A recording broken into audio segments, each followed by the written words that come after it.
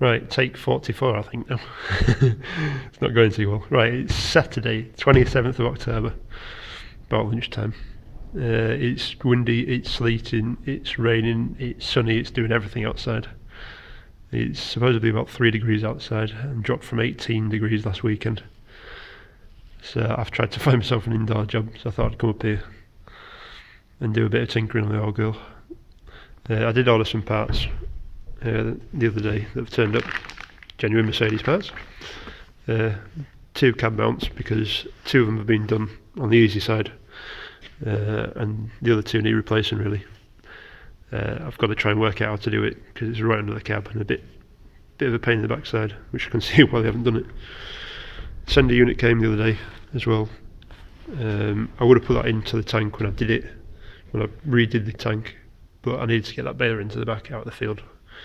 So we've had winter turnaround on the horses, so the horses were going into the field where that baler was. So it was a rush job. I had to throw the old sender unit back in, and now I'm going to change it hopefully this afternoon. I also bought a thermostat as well, which I'll show you in a minute.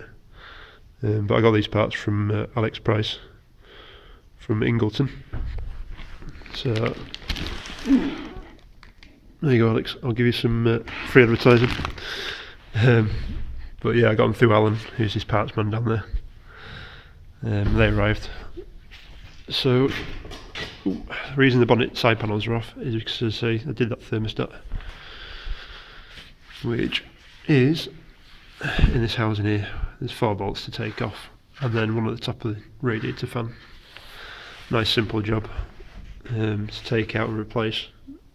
There was a bit of a leak on there. I think somebody had been in there before, and I think there might be a little leak on it at the moment. Just seems a bit wet on it, so might need clamping down a bit more.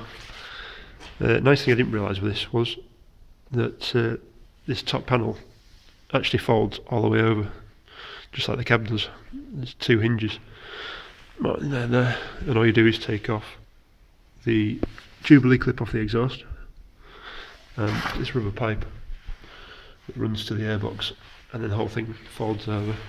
No, should I say they've got 2 little clips here just to undo, and then the whole thing folds over like the cab does. Gives you real nice easy access, really nicely done. Do like that design, because I know the old Massey's horrendous for it. You have to take all the body panels out, all the bolts out, everything. So that was a nice job done. Didn't take me too long, about an hour or so. You might notice that my linkage is off. Unfortunately, shouldn't fit in the barn with a linkage on, with my spike frame on it as well, so can't win them all. So yeah, onto this tank sender unit. Unfortunately, I've got a high lift jack. That was the hook area for it to lift the cab up. And I do have my safety bits of wooden, just for anybody who's a bit conscious of it. I don't particularly like using high lift jacks. They're not the best, but that's all I've got. It's the only way I can do it. So yeah, onto the sender unit. I've taken the old one out now. As you can see at the back there is the sealant, tank sealant in there. So it should be doing its job. So the sender unit's out, the new one will go in this afternoon. I'll re-primer and she should fire up quite nicely. Had a bit of an issue the other day. I couldn't quite get the diesel into the injectors, but she started in the end. So that's my project for today. I do have a couple of shout outs as well. First one is to Brian and Andy Fisher. Anybody in the Unimog community pretty much knows them. Father and son team run Fisher Engineering over at Harrogate. So if I can, I'll put a link in the bottom to their website. They're on Facebook anyway. And Brian's actually got his YouTube channel as well, which I think is just Fisher, Fisher. Just have a look for that. He's got a few little videos on there at the moment, and hopefully he'll be expanding it, won't you, Brian? We'll get you doing them.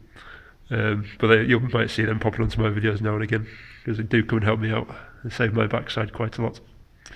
The other one goes to Ollie as well, who is the sandblaster and painter who did my tank. It's a really nice job. I'll be using him again to do some of the other bits I've got. I know he doesn't watch, but I'm sure you'll tell him, won't you, Ollie?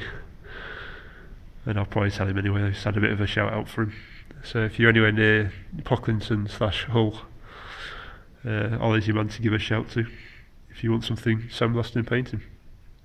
Right, I'll leave it there. I'll try and get warm and I'll try and get the sender unit in. Right, cheers now. Bye.